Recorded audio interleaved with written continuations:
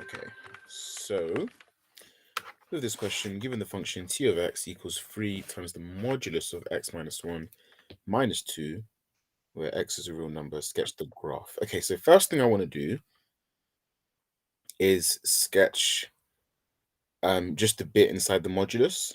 So I'm going to do loads of sketches to get to that sketch. So first thing I'm going to do is just draw the graph of y equals x minus 2. That graph on its own crosses the y-axis at minus 2, crosses the x-axis at 2, like that. Does that make sense? Yeah. Cool, okay. So we've got that. Now, I've got let's draw now the graph of the modulus of x, sorry, wasn't it supposed to be x minus 2? It should have been x minus 1, Oh, yeah. because that's the bit in the modulus. So the y-intercept is minus 1, the x-intercept is 1. Okay, now if we draw the graph of the modulus of x minus 1, then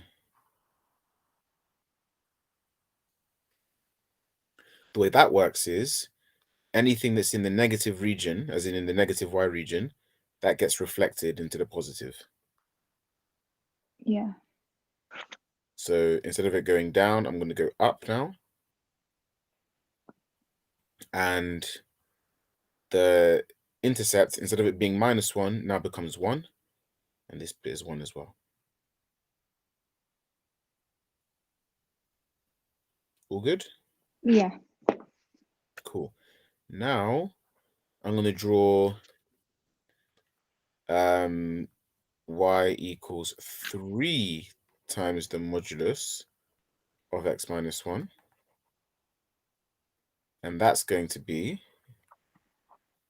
just times all the y coordinates by 3. That's what doing that does.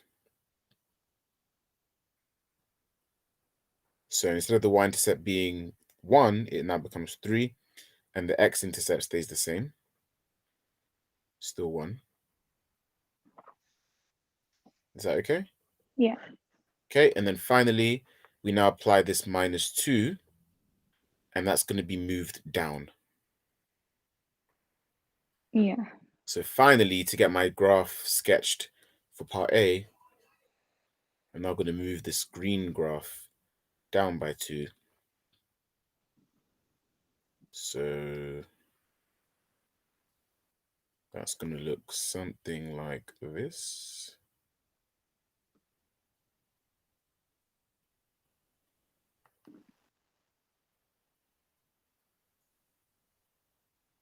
Something like that.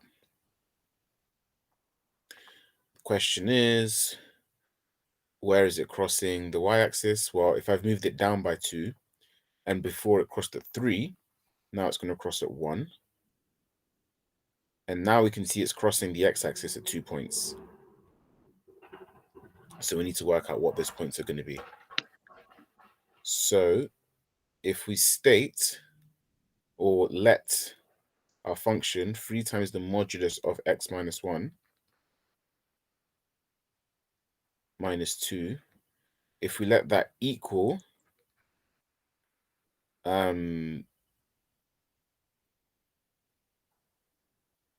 0, because that's where the y-axis, the x-axis is line y equals 0. Is that all good so far? Yeah. Yeah. Cool. Then we just want to solve that. So if we add 2 to both sides and divide by 3, we get the modulus of x minus 1 is equal to 2/3. So there are 2 ways in which we can go about doing this, or quite a few ways. Do you know how to solve an equation like this with the modulus? Do you do the to the x plus 1 equals 2/3 and then x minus 1 equals 2/3? Nearly. So instead, you want to say x minus 1 equals 2 over 3, or x minus 1 equals minus 2 over 3. Because the bit inside the modulus will either spit out, well, it's always going to spit out the positive version. So either in the modulus, it was already equal to 2/3, in which case happy days, or it was equal to minus 2/3, but then when you take the modulus of a negative number, it spits out the positive version. Oh, wait, can you just repeat that again, please? So the bit in the modulus, Yeah. either it's already equal to 2/3, in which case it just equals 2/3, or it's equal to minus 2/3, because when you take the modulus of minus 2/3, that would just equal 2/3. Oh, yeah. So we've got that it's either equal to 2/3 or it's equal to minus 2/3, the x minus 1 bit in brackets. The signs in the brackets in the modulus doesn't change. They don't change. It's just x minus 1. Oh, okay. Cool. So if x minus 1 is equal to 2/3, then x equals 2/3 plus 1, which is 5/3. If x minus 1 equals minus 2/3, then x equals minus 2/3 plus 1, which is equal to 1/3. So that means that the x-intercepts are going to now be 1/3 and 5/3.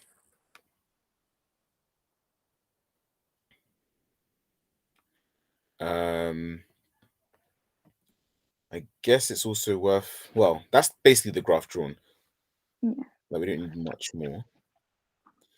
The part B is saying to state the range of the function. So the range of the function, well, we know that in the positive direction, if we're looking at the graph going upwards, this graph will go on forever, like this, and also go on forever like this. So we know it's going to be up to infinity, but we can see that there's a lowest value. Yeah. And with range, you're looking for all the different values that your function will output. So we just need to work out what its minimum point is.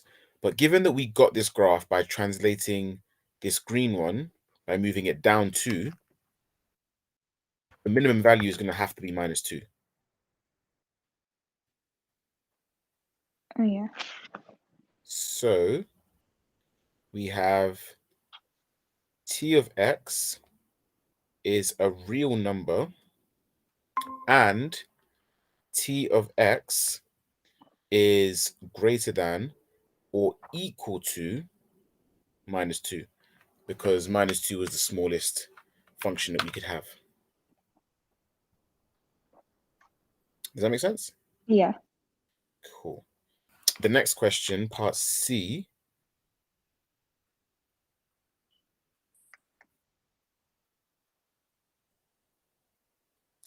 is saying solve the equation t of x is equal to half x plus 3. So part C, t of x was equal to, well, that's 3 times x minus 1 in the modulus minus 2 is equal to a half x plus 3. Okay, so quite a few ways of approaching this question, but I'm going to approach it in a particular way. So if I add 2 to both sides, I get 3. Actually, to be fair, no. Since we've drawn the graph, it makes more sense to use the fact that we've got the graph. So I'm going to draw a half x plus 3 on the modulus graph. And that's going to look something like this. Something like that, where it's crossing the y-axis at 3, because it was a graph of half x plus 3. And we can see that it's intersecting the graph at 2 points, here and over here. Make sense so far? Yeah. Cool. Okay. So then we've got if you look at the first intersection, that's the negative version of the graph. So that's the bit where the modulus part is the negative version of the graph. What I mean by that is that's the section where you have 3 times minus x minus 1 minus 2.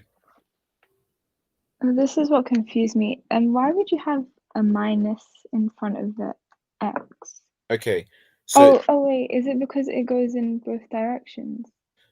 it's not. I don't know what that means when you say when it is it because it goes in Like both it directions? goes in the negative way and the positive way. Kind of, yes. So it's a reflection. So this left part of the V is the negative version in the sense that it was reflected in the x-axis, or in this case, in the line x equals minus 2, but it's that kind of reflection. Oh, okay. And Okay, the right one is just the normal graph itself. okay, yeah, I get it now. So you've got the negative version where you've got 3 times minus x minus 1 minus 2, and we let that equal to a half x plus 3. So all we've got to do is just solve that. So multiplying this out, we get minus 3x plus 3 minus 2 equals a half x plus 3. And then just tidying things up a little bit. We're just trying to solve this. So take away 3 from both sides. Add 3x to both sides. I get minus 2 equals 3.5x, or 7/2x. And then divide by 7/2 on both sides. I end up getting minus 4/7 equals x. That's one of my solutions anyway. But I've also got the positive version, which is true. So it's just normal 3 lots of x minus 1 minus 2, which is equal to a half x plus 3. So that becomes 3x minus 3, but then also the minus 2 is minus 5, is equal to a half x plus 3. And then taking away a half x from both sides and adding 5 to both sides, I get 2.5x, or 5/2. X is equal to 8. And then dividing both sides by 5/2, I get x equals 16/5. So for part B, I have 2 solutions. X is equal to either minus 4/7 or 16/5.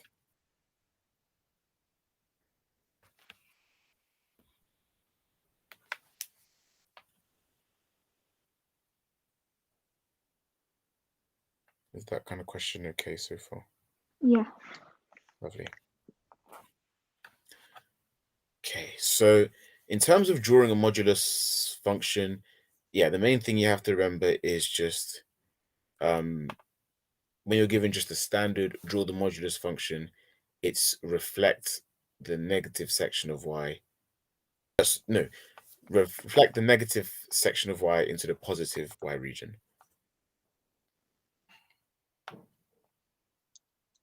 That's what I was meant to say.